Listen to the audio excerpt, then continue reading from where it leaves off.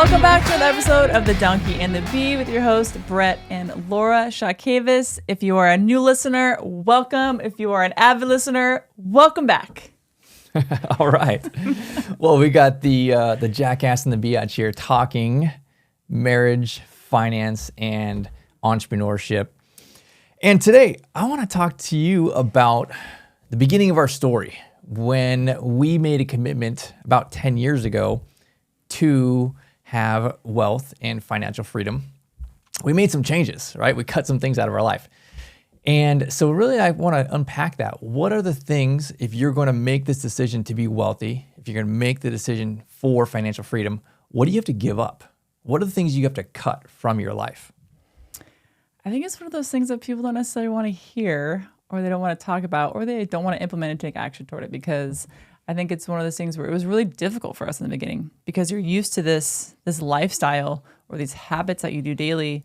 And then all of a sudden you have to just like cut some things out of your life and change some certain habits that you have. And it's difficult. It's not easy. It's something that's very uncomfortable. And so, and it's a change. And a lot of people don't like being uncomfortable and they don't like change and they want to stay in their habits. And so I think thinking or having a future focused mindset toward this, I think is really kind of what got us through because it sucked in the beginning. And I'm just going to tell you right now, it really wasn't fun, the things that we had to change. But now looking back on all the changes that we did make back then, 1,000% worth it. Yeah. So 5 things I want to talk about today. The first thing that we gave up, I think was the hardest for me personally. And I think it delayed my journey. It was simmering in the back burner for years till finally make this commitment to burning the boats, going into entrepreneurship. So the first thing that we gave up was family expectations. I grew up in this very strong family expectation that you go to college, you get a good job, you get a pension, you get a retirement, you work the system, you have your kids, you buy your house, and life will be great. That's what you do. And that was very much drilled and ingrained in me growing up. And no one ever said anything about entrepreneurship, financial freedom, buying houses, cash flow. That was actually kind of discouraged. It was just about go to college, go to a great college, get the degree, find some good job, climb corporate ladder, get some kind of retirement stuff. And there was a lot of pressure on me to go that way. And that was just not for me, right? We started going down that rabbit hole and we hated our lives and we had to make some kind of change. But I was sitting in that position of pain for much longer than I needed to because of this one thing. I didn't want to disappoint my parents. I felt this family pressure and expectation, but also a social pressure and expectation that I was just scared to go this other path. I think I felt that as well. I kind of grew up in that same type of environment. I think that our generation was very pushed toward going to college and having to have that education in order to get a solid job after. And I think the pressure for me personally was there because my parents paid half of my college. And so I felt like, well, if they're paying, a good amount of this for me, like I feel like I need to make sure that I complete it and make sure that I'm, actively looking toward a certain career after I get out. And so I think it was that financial pressure because they had a burden of the finances to put forth for this schooling. And so I think I just felt bad if I didn't go, and I felt bad if I didn't complete it because they had sacrificed so much to get me there financially to go to college. And so for me, I think that was where the real pressure was that because I knew that that was a lot for my parents to do that. I'm super grateful they did, but I think it was that pressure for me. But I think there was this mindset in our generation of you can't get a good job unless you go to college. Where we're in 2024 now. I mean, you can not go to college and you can start your own business, or you can just come out of high school and get hired on anywhere. You don't necessarily need a college education unless you're going for a specific trade of doctor or whatever it may be. So I definitely felt that same pressure as well. So you mentioned the hardest one for you was your family expectations. The next one we're going to talk about is friends. And I think this one was the hardest for me because I'm a very social person. I like building relationships with people. And so relationships are very important to me. So having to to give up or outgrow friends was very hard because I didn't realize how lonely entrepreneurship was until we started getting into this game. There's a lot of individuals in your life that don't really understand where you're coming from, and they don't understand why you're working so much or why you're pushing so hard towards something. And a lot of times they discourage you from your dreams because they kind of want to bring you back down to where they are. And I'm not saying this in like a haughty, like, oh, we're better than anybody else. That's not where we're coming from at all. We just had a specific goal and vision toward where we wanted to go in our life. And we were just striving toward that. And a lot of times we had to move past going out with friends, spending a lot of money going on trips or going to bachelorette or bachelor parties or, different circumstances where every weekend we're going out and we're drinking and we're spending money. Like it was weekends were expensive in our early 20s. And so when we finally made that choice to really strive toward financial freedom, we realized that we needed to cut back on our expenses, and going out with friends was one of them. And when you do that, you are going to get a lot of hate and a lot of questions toward your friends because they're like, what the heck? Like, what, you don't want to have any fun anymore? Oh, you don't want to go out with us? Oh, you're too good for us? It's these comments that you'll hear. And I'm just forewarning you, they're going to happen. Your friends are going to say it. But I think this is part of the process of becoming financial free is cutting back your expenses and maybe cutting off individuals that, not cut off. I don't want to say cut off, but maybe you grow apart. Grow apart. That's a good way to say it. Yeah. Yeah. So you don't know it now, but like once you start growing, whether it's at anything, whether it's financial freedom, whether it's personal development, and especially at least for me personally, right? Like in our early 20s, we drank stupidly and very irresponsibly. And we were just in the restaurant industry and I was a sommelier and we were just around alcohol and we didn't really have kids yet. So that whole transition time, there was a big growth period. We grew, really, really rapidly. And there was just a lot of natural distance and separation between us, who we were becoming, and our friend group that we were currently hanging out with, high school people and college people and the restaurant people. Love them all, incredible people, but we now made a choice to pursue something different in our lives. And then there was this natural, just like, I don't really see eye to eye on this stuff anymore, right? Like, it just kind of was a creep, a distance creep, where it just like you just felt more and more like, yeah, I don't really think we should be doing that with you guys. Like, that's not really where our priorities are anymore. We're heading this direction. You're kind of staying over here. And as you continue to grow, it is totally okay to recognize that there is a separation here. And then you don't say like, hey, we're not friends anymore, right? Like that doesn't happen. You just kind of stop hanging out, and it's just kind of a natural baby step. But you find new friends, you find new people that are on the same growth path as you. And it may be in different categories of life. It may be in your faith, it may be in your fitness, it may be in your finances. But you find new people that are growing towards those things, and you start doing that journey side by side with them. So the third thing that we gave up was our free time. And back in that stage of life, we had so much free time. So much. Oh my gosh, like no kids. I think Brooklyn was just born and we were going out all the time and so much free time. Man, when we made this commitment, when we opened our first business, free time went out the window. You burn the boats. You're not reliant on a paycheck anymore, which means that we had to kill and eat. Like every dollar that came in, we had to make sales on. We had to deliver a product. We had to do all of these things. And we knew nothing on it, right? We knew nothing about marketing, nothing about sales, nothing about the website, nothing about finances and bookkeeping. And so you are literally just so overwhelmed in the beginning. And we went from working, we were probably working 20, 30 hours a week, right? We're just coasting, making good money, just coasting through. And then it was like, we're working 60, 80 plus hours a week. It went from literally working almost all day long into the evenings, through dinner, before bed, working weekends. It was years of that. And not that it's really changed much now anyways, honestly. I still work all day long, but I really love what we do. But on the front side, it was just out of necessity. Now it's because I love what we do. But on the front side, there was a lot of things that I really hated doing, but I had to do it anyways. And you have to do all these things that it's not just like, oh, I can do this one thing. Like when you have a job, I'm just going to do this one thing, and IT has that over there covered, right? And finance has this over here. You got to figure out all that crap. And then you start talking about like paying taxes and all the stuff to the IRS. And it's like, I don't know these laws. Like I'm getting penalized because I missed the payment date and all these kind of things. And it's just like, it is overwhelming.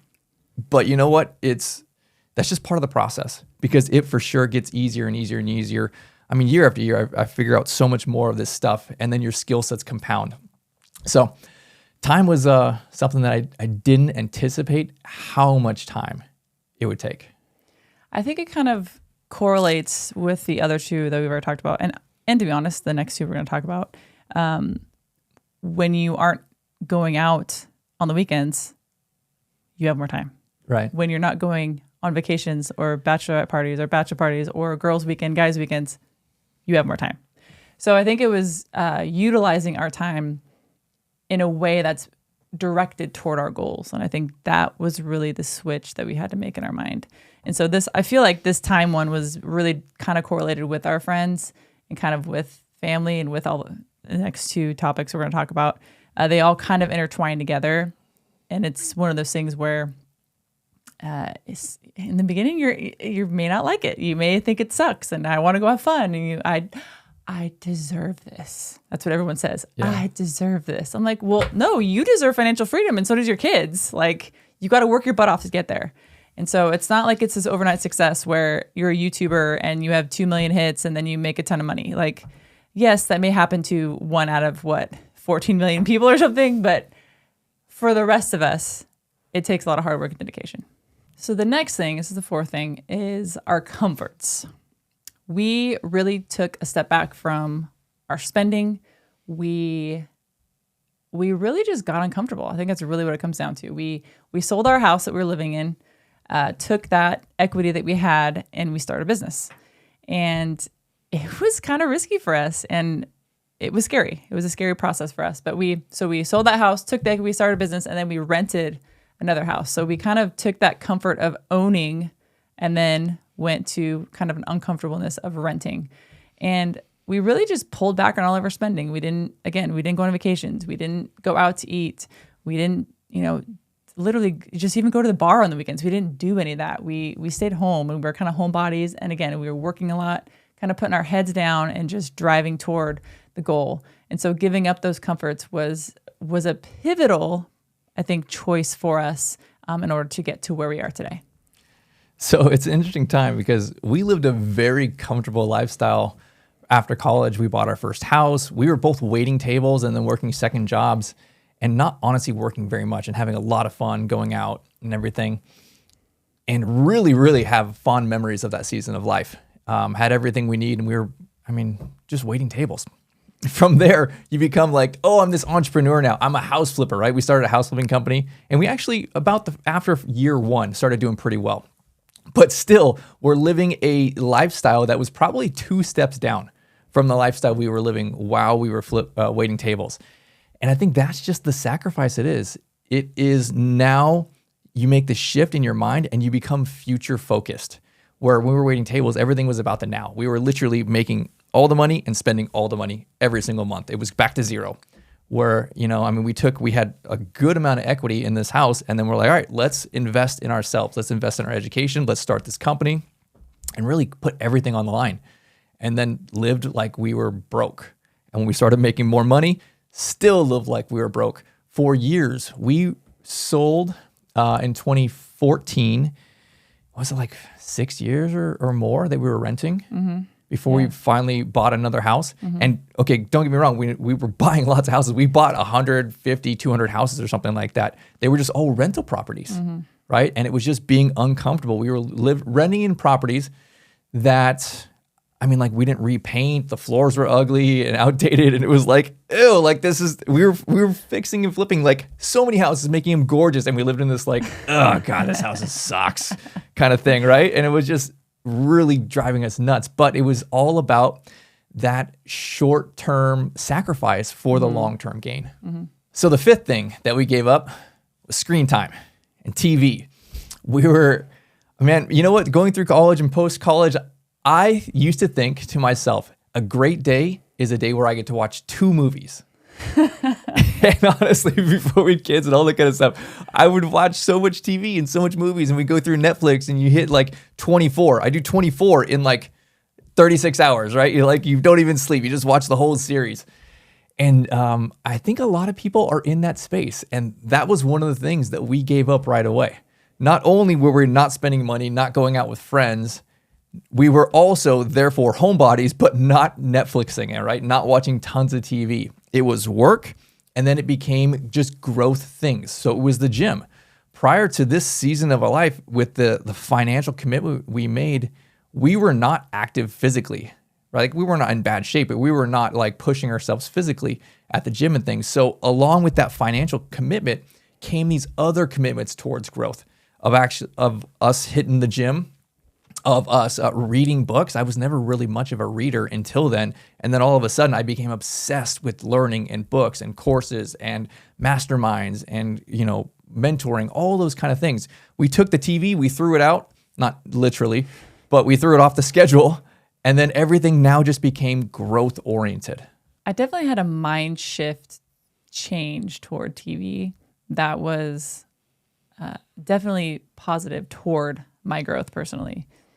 I think a lot of people think, oh, I just need something to zone out. I've had a stressful day. I just need to zone out.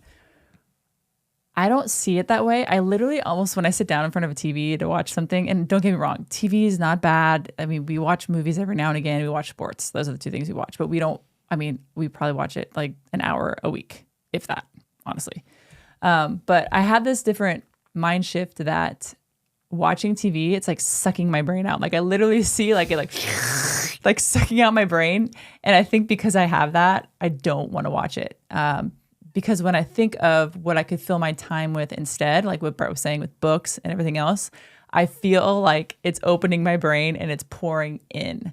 And so I want to be poured into so that I can pour into others. And so and this is the whole reason why we're doing this podcast, like because we have gone through so much in our lives and we've learned so much, like we want to be able to give back to the listeners, to you guys. And so that's our hope, at least. So I think because we stopped watching TV, it gave us more time for self-development. And that is such a pivotal thing when you are an entrepreneur and when you are learning all sorts of new things, to really deep dive into certain aspects of different things that you want to learn, like taxes, for instance, right? Like that's a huge thing that we still don't even know everything about. It's a huge topic to learn. Even real estate, we dove into real estate. We wanted to read more real estate books. We still don't know everything about real estate. I don't think we will ever know everything about real estate, and that's okay. We're forever students. We're forever learners, and I think that's the good aspect to have toward this is you're never going to know everything, but that's okay. Like you're still striving toward learning whatever it is you want to learn about, right? Real estate, taxes, maybe self-development. But just continuing to feed into yourself and having that outlook like, hey, I'm feeding in myself so that I can not only help myself, my family, and my kids, but I can help others as well. So financial freedom definitely has a cost. And here are the things that it cost us, right? A lot of these comforts, a lot of our time, even our friends and other expectations. So what type of cost do you have if you say to yourself, you know what, I want to hit financial freedom. I want to be wealthy. I want to have these big goals. It's going to cost you, right? It's easier to start with, let me cut things out of my day, out of my schedule before I try and fit things in. Because honestly, if you say, okay, I'm going to do this and this and this and this, your schedule is already full. It doesn't fit. So cut some stuff out and then say, okay, now I'm going to do these 6 things, right? Now I'm going to take this massive action. But if you don't cut things, if you're not willing to pay the price, then you're going to fizzle out. Thanks for joining us on another episode of The Donkey and the Bee. We will see you on the next one.